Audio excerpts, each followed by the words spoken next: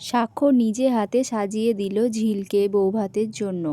হ্যাঁ বন্ধুরা, এমনটাই দেখতে পারবো আমরা আজকের পর্বতে। চৈতি ঝিলকে খুব খারাপভাবে সাজিয়ে দিলে সবাই দেখে হাসাহাসি করে। তারপরে ঝিলকে আলাদাভাবে সাক্ষ্য ঘরে নিয়ে যায় এবং ঝিলকে গিয়ে নিজে হাতে সাজিয়ে দিতে থাকে এবং বলে, আমি তোমাকে যতটা পারবো সাজিয়ে দেবো, কিন্তু চুলটা তো আমি বাঁধতে পারবো না, চুলটা কিন্তু তোমাকে একা একাই বেঁধে নিতে হবে। তখন বলে, তুমি পারবে তো চুলটা বেঁধে নিতে? তখন ঝিল বলে, হ্যাঁ পারবো। এই বলে সাক্ষ্য যতটা পারে ততটা ঝিলকে রেডি করে দিয়ে বাইরে যায়।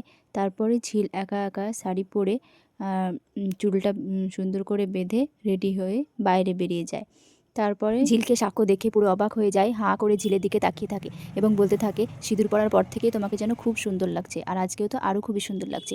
এই বলে ঝিলকে সবার সামনে ঘাট ধরে বাইরে বের করে নিয়ে গিয়ে সবার সামনে নিয়ে যায়। তারপরে ওখানে সবাই দেখে অবাক হয়ে যায় এবং সবাই ঝিলের খুব প্রশংসা করতে থাকে।